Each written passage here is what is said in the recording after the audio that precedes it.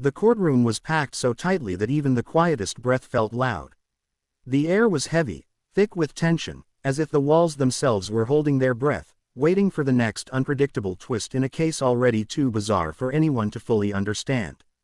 In the center of it all sat a man in a dark suit, shaking, sweating, gripping the edge of the wooden table so firmly that his knuckles had turned white.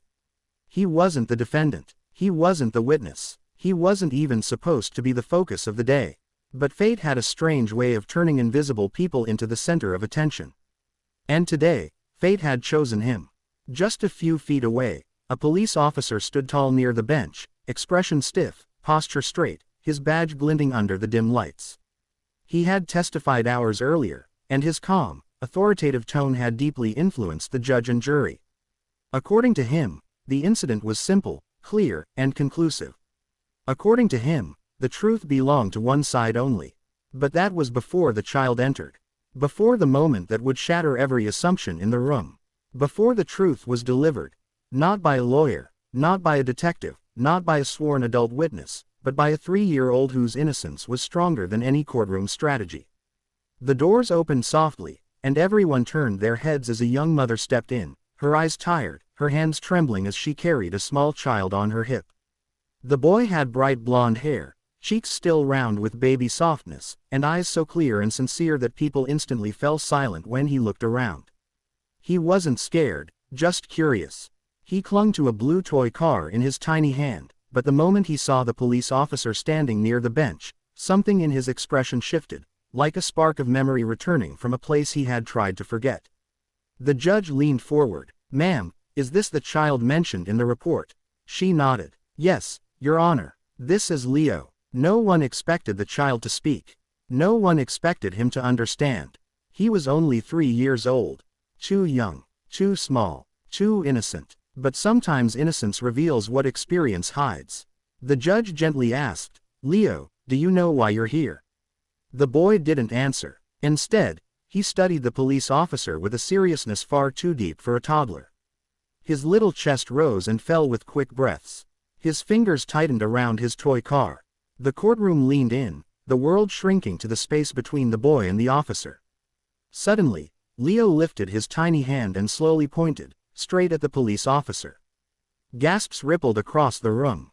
Cameras clicked. Lawyers froze mid-motion. Even the judge's eyebrows shot up.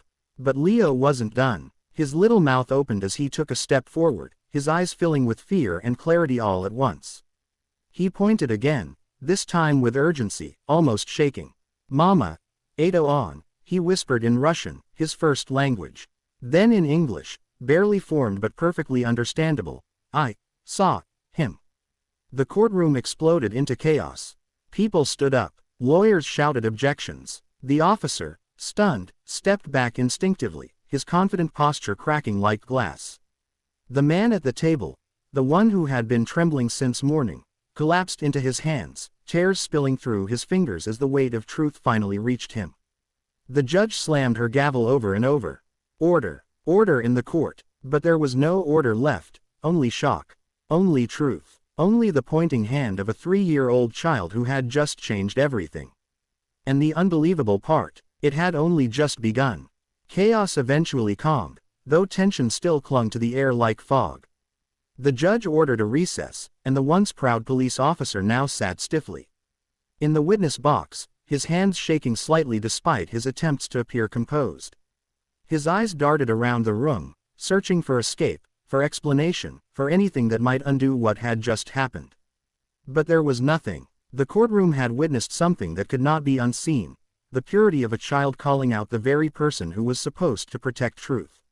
Leo sat on a bench beside his mother, his small legs swinging nervously. He wasn't crying. He wasn't confused. Instead, he looked relieved, as though the weight he'd been carrying, one far too heavy for such small shoulders, had finally been lifted. The man in the dark suit approached the judge's table once recess ended. His voice cracked as he said, "Your Honor, for months, nobody believed me. Everyone trusted the officer. I didn't know how to prove what I saw." The judge nodded slowly, turning her attention to the officer. "Officer Daniels, rise." The officer stood, jaw tight, sweat forming at his temple. "Your Honor, with respect," He's just a child. He doesn't know what he. Did you or did you not respond to the incident on March 14th? Yes. Were you present at the warehouse that evening? Yes, but, and did you include every detail in your official report? The officer hesitated. The courtroom inhaled collectively. That hesitation spoke louder than any confession. The judge leaned forward. Officer, a 3-year-old child identified you. Clearly, fearfully. Why? The officer swallowed hard. Kids get confused. Leo suddenly stood up on the bench, tiny fists clenched. His mother tried to gently pull him back down, but he shook his head decisively and pointed again, his small voice breaking the silence. He made boom. Loud.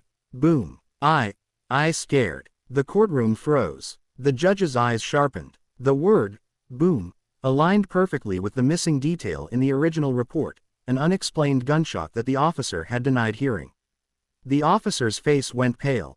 The jury murmured. Even the bailiffs shifted uneasily. The judge tapped her pen thoughtfully. Explain the gunshot, Officer Daniels. His mouth opened. No words came out. Leo's mother spoke softly, tears forming in her eyes. Your Honor, he wasn't supposed to be there that night.